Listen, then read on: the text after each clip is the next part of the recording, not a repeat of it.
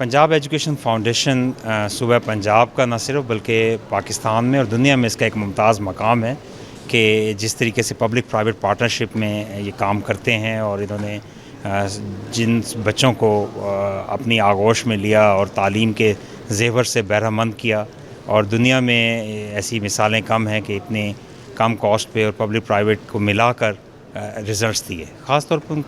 پیف کا یہ پروجیکٹ جو چولستان لٹریٹ پروگرام ہے، اور چولستان لٹریٹ پروگرام پارٹ 2 جس کا آج آغاز کیا گیا، یہ پروگرام اس بات کی ضمانت ہے کہ چولستان جو کہ ایک بہت بڑا صحرا ہے پاکستان کا، اور اس کے اندر بہت دور تک پھیلے ہوئے ہیں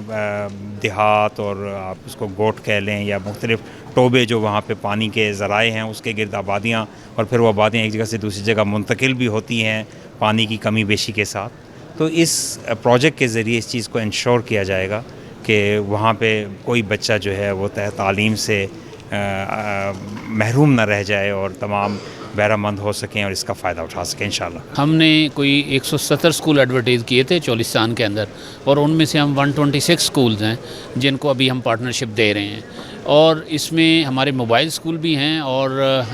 کمیونٹی اسکولز بھی ہیں۔ تو ہم وہ ایریا جہاں پہ کوئی بھی اسکول نہیں ہے، صرف پیف ہے، جہاں پہ ہم ایکسیس کر رہے ہیں اور اپنے بچوں کو لا رہے ہیں۔ ہمارے ملک میں تعلیم اور شرح خواندگی آپ سمجھتے ہیں کافی کم ہے، اور اس کو بڑھانے کی شدید ضرورت ہے،